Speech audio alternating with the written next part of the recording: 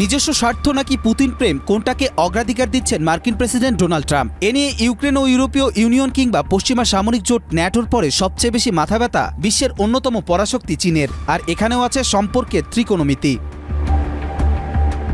মার্কিন president Donald ট্রাম্পের Ukraine যুদ্ধের অবসান ঘটাতে রাশিয়ার সঙ্গে সরাসরি আলোচনার উদ্যোগ চীন ও রাশিয়ার সম্পর্কের উপর প্রভাব ফেলতে পারে। ট্রাম্পের এই পদক্ষেপে চীনকে আলোচনার টেবিল থেকে বাদ দেওয়া হয়েছে, যা বেজিং এর জন্য উদ্বেগের কারণ হয়ে উঠেছে। বিশ্লেষকরা বলছেন, প্রয়োজনে পুতিনকে সর্বোচ্চ সুবিধা দিতে রাজি হলেও ইউক্রেন ও রাশিয়া যুদ্ধবিরতির আলোচনায় মস্কোর মিত্র হিসেবে চীনা প্রেসিডেন্টকে রাখার ঘোর বিরোধী ট্রাম্প। কোটি মানুষের আস্থার ভালোবাসায় 11 বারের মতো দেশের 1 নম্বর রেফ্রিজারেটর ব্র্যান্ড ওয়ালটন।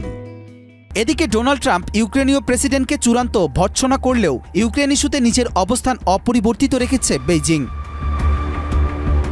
এদিকে চীন ট্রাম্পের রাশিয়া ইউক্রেন চুক্তিকে সমর্থন করেছে। চীনের পররাষ্ট্রমন্ত্রী ওয়াং ই বলেছেন, চীন শান্তি আলোচনার জন্য সব ধরনের প্রচেষ্টাকে সমর্থন করে। ট্রাম্পের পররাষ্ট্রনীতি পুতিন শি জিনপিং এর গভীর বন্ধুত্বে চির ধরাতে যাচ্ছে এমন আলোচনা এসেছে মার্কিন গণমাধ্যমে। বিশেষ করে ডোনাল্ড ট্রাম্প ইউক্রেনীয় প্রেসিডেন্ট ভ্লাদিমির জেলেনস্কিকে স্বৈরশাসক ও যুদ্ধের উস্কানিদাতা বলার পর পাল্টা প্রতিক্রিয়ায় চীনা পররাষ্ট্র দপ্তর জানায়, ইউক্রেন ইস্যুতে চীনের অবস্থান আগের মতোই সামঞ্জস্যপূর্ণ ও স্পষ্ট। যদিও সাবেক মার্কিন নিরাপত্তা উপদেষ্টা মনে করেন, ইউক্রেন ইস্যুতে ইউরোপের চেয়েও পুতিনকে অগ্রাধিকার দেয়ার। ইউরো এশিয়ার রাজনীতিতে সুবিধা পাবে চীন। পাশাপাশি ট্রাম্পের এই নীতির কারণে রাশিয়া ও চীনের মধ্যে মধ্যপ্রাচ্যে আধিপত্য ধরে রাখার সুযোগ পাবে ইরান।